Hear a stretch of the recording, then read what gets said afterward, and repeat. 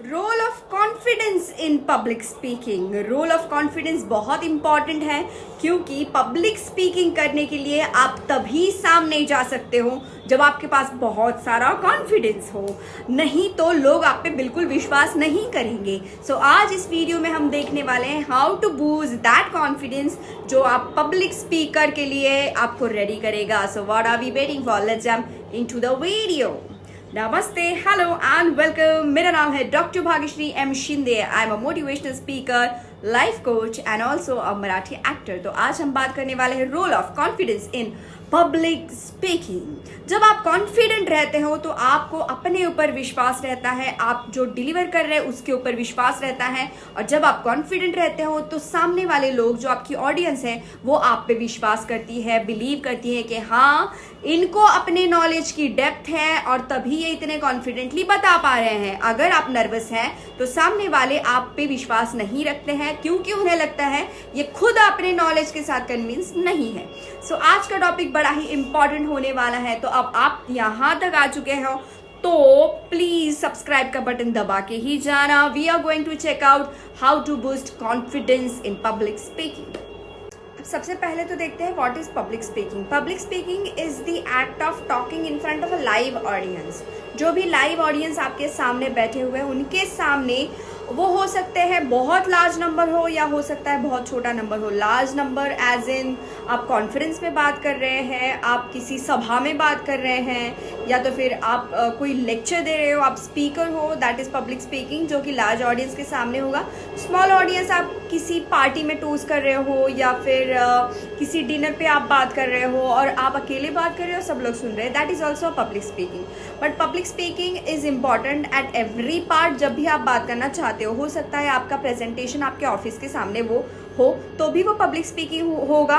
अगर वो आप लाइव ऑडियंस के सामने बात कर रहे हो तो इसके दो तीन पर्पसेस होते हैं पब्लिक स्पीकिंग के। एक तो आप एजुकेट कर रहे हो, पर्सुएट कर रहे हो, या तो फिर आप किसी को एंटरटेन कर रहे हो। Whatever may be the reason, आपको कॉन्फिडेंट होना जरूरी है क्योंकि आप कॉन्फिडेंट नहीं होगे तो लोग आप पे विश्वास नहीं रखेंगे। So now let's check out कि उस कॉन्फिडेंस जो है हमारा पब्लिक स्पीकिंग में बढ़ाना कैसे। Number 1, focus on helping your audience. आप जब भी बात कर रहे हैं तो अपने आपके ऊपर फोकस नहीं करें कि मैं कैसा दिख रहा हूँ, मैं ठीक से बात कर रहा हूँ, वो सब नहीं देखना है। हमें फोकस करना है अपने आपके ऑडियंस पे। हमें ज़्यादा से ज़्यादा हमें अपने ऑडियंस को हेल्प करने की कोशिश करनी है, उन्हें वैल्यू प्रोवाइड करने की कोशिश करनी है। Whatever you are teaching, हमें ये कोशिश करनी है कि उनको उससे ज़्यादा से ज़्यादा नॉलेज मिले, उन्हें ज़्यादा से ज़्यादा पता चले जो भी आप बोल रहे हो वो।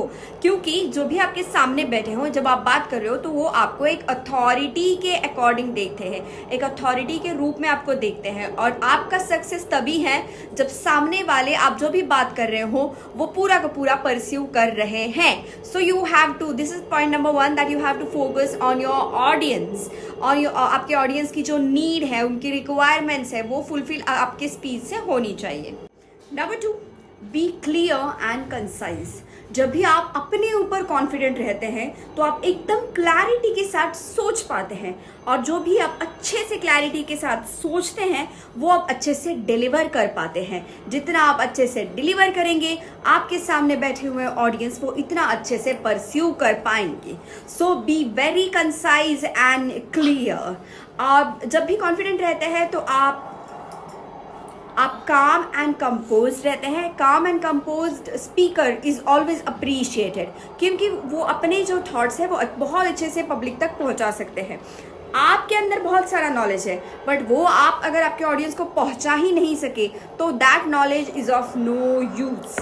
Number 3, create relevant content. तो जब भी आप कॉन्फिडेंट रहते हैं तो आप एक रेलेवेंट कंटेंट बनाते हो क्योंकि आप अपने ऊपर फोकस नहीं करते, आप ऑडियंस के ऊपर फोकस करते हो। रेलेवेंट कंटेंट का मतलब ही ये है कि आप अपने ऑडियंस को, जो आपको सुन रहे हैं, उनको ध्यान में रखते हुए कंटेंट बनाए जो आप बोलना चाहते हैं वो।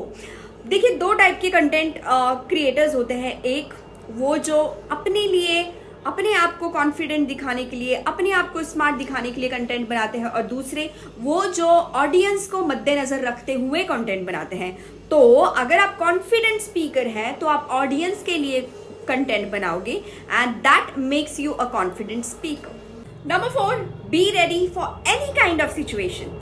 कई बार आपके साथ ऐसा होगा जब भी आप पब्लिक स्पीकिंग कर रहे हैं, आप क्राउड के सामने बोल रहे हैं, बहुत बार टेक्निकल ग्लिचेस आएंगी, कई बार आपका माइक बंद हो जाएगा, कई बार कू कू की आवाज आएगी आपके माइक से, कई बार सामने वाले ऑडियंस आपको डिस्ट्रैक्ट करने के लिए, डिस्टर्ब करने के लिए कुछ ऐसा एक्ट करेंगे जो कि एक्सपेक्टेड नहीं था।